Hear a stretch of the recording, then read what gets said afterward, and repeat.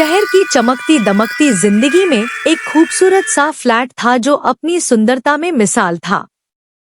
वहाँ कई परिवार खुशी खुशी रहते थे। हर कोई अपनी जिंदगी में मस्त, व्यस्त और संतुष्ट था। सभी लोग वहाँ शांति से अपना समय बिता रहे थे। बच्चे हर शाम खेलते और सब लोग मिलजुल कर एक परिवार की तरह रहते थे। इन्हीं दिनों एक नईनवेली दुल्हन सीता और उसका पति रघु भी उस फ्लैट में आकर रहने लगे। वे गांव से शहर में शिफ्ट हुए थे क्योंकि रघु का कारोबार शहर में था। उनकी शादी को कुछ ही दिन हुए थे।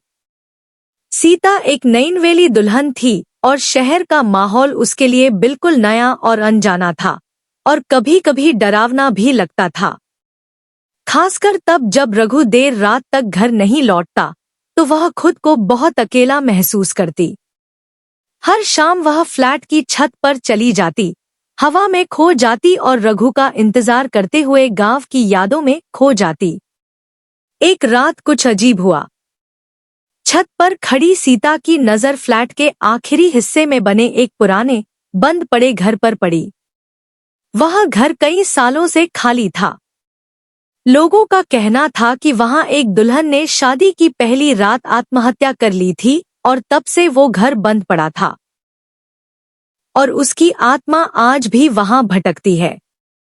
सब लोग उसे खूनी दुल्हन कहते थे। लेकिन उस रात सीता ने देखा कि उस पुराने घर में लाइट जल रही थी। खिड़की से एक दुल्हन की झलक दिखाई दी, सफेद कपड़ों में, धीरे धीरे चलती हुई।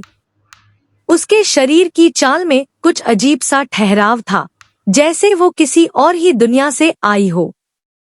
सीता की सांसें थम गईं।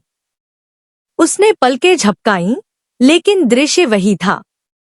वह डर के मारे नीचे भाग गई। उस वक्त रघु घर पर नहीं था। पूरी रात डर के साए में गुजरी।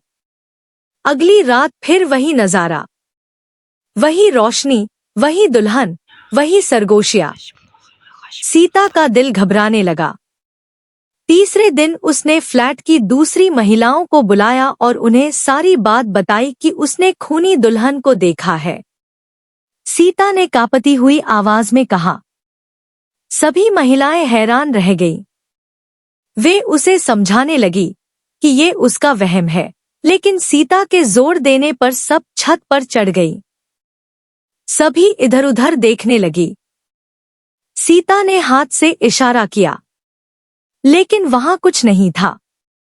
न रोशनी, न दुल्हन। सीता परेशान हो गई और उन्हें यकीन दिलाने लगी। सबने उसे वहम कहकर बात को टाल दिया। सारी औरतें बातें करती हुई वहां से चली गईं। लेकिन उस रात जब रघु घर आया तो सीता ने उसे सब कुछ विस्तार से बताया। रघु पहले तो हंसा, लेकिन सीता के चेहरे पर छाया डर देखकर उसने गंभीरता से कहा, ठीक है, कल रात हम दोनों उस घर के पास चलेंगे। देखते हैं कि असल में माजरा क्या है। अगली रात रघु ने फ्लैट के 2-3 और लोगों को साथ लिया। वे सब सीता के साथ उस पुराने घर की तरफ बढ़े। दरवाजा बंद था, लेकिन खिड़की से रोशनी साफ दिख रही थी। और अब सबने आवाजें भी सुनी। एक आदमी ने सरगोशी की।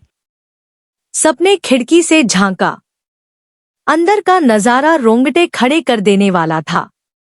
फर्श पर खून फैला था। दीवारों पर लाल छींटे थे और एक दुल्हन सफेद लिबास में सिर झुकाए बैठी रो रही थी। वे सब धीरे धीरे दरवाजा खोलकर अंदर गए। कमरे में सन्नाटा था। अचानक दुल्हन ने अपना सिर उठाया। उसका चेहरा खून से सना हुआ था। उसकी आंखें सीधा सीता की तरफ थीं। सब जैसे जमीन से चिपक गए। किसी की हिम्मत नहीं हो रही थी आगे बढ़ने की। रघु ने हिम्मत करके पूछा, लेकिन वो औरत कुछ नहीं बोली। सब लोग डरे हुए थे।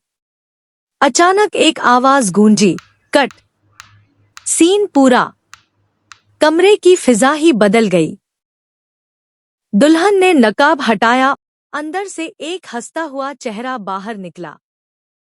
पीछे से कैमरामैन और डायरेक्टर भी बाहर आए।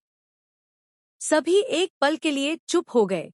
फिर जोरदार ठहाके गूंजने लगे। डर, भ्रम, रहस्य, सब कुछ एक झटके में खत्म हो गया। सीता ने हैरानी से पूछा। डायरेक्टर ने मुस्कुराते हुए जवाब दिया। फिल्म की टीम ने सबको सेट पर आने का न्योता दिया। सीता और राघव ने उत्सुकता से पूरा सेट देखा, शूटिंग की प्रक्रिया को समझा और पहली बार दिल से हंसे। आज भी सीता और राघव उस घटना को याद करके हंसते हैं। उस दिन के बाद खूनी दुल्हन का डर सबके दिल से खत्म हो गया और उन्हें समझ आ गया था कि ये सब लोगों की बनाई हुई कहानियां थी।